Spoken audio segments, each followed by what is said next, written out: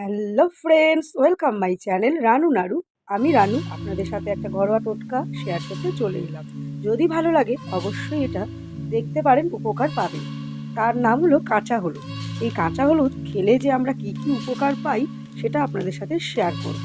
এই কাঁচা হলুদ খেলে কি হয় আর কি হয় না সেই বিশেষত্বটাই আপনাদের বলবো। প্রথমে বলি, কাঁচা হলুদ থেকে তো আমরা গুঁড়ো হলুদ পাই, সেটা তো আমরা সবাই জানি। আর এই কাঁচা অবস্থায় খেলে যে কি উপকার পাই সেটা আমি আপনাদের সামনে তুলে ধরতে চাই। রোজ সকালে যদি আমরা এক টুকরো করে কাঁচা হলুদ কাঁচা চিবিয়ে খেতে পারি, তাহলে আমাদের রক্ত পরিষ্কার হয়, স্কিনের চকচকে ভাব আসে, আরও অনেক কিছুই হয়, সেটা আপনারা ধৈর্য ধরে শুনবেন।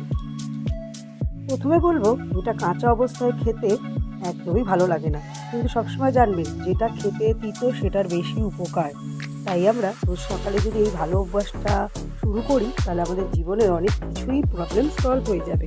যেমন অনেক রকম রোগ প্রতিরোধ আমরা, তার সাথে লড়ার যে শক্তিটা আমরা পাবো, আমাদের রক্তে মিশে গিয়ে সব রকম ক্যান্সার বলুন, আরও অনেক রকমের রোগ প্রতিরোধ করার ক্ষমতা আমরা পেয়ে যাব। তো আজকে আমি এইটুকুই আপনাদের সাথে শেয়ার করলাম, আর দ্বিতীয় পার্ট দেখার জন্য অনুরোধ রইল।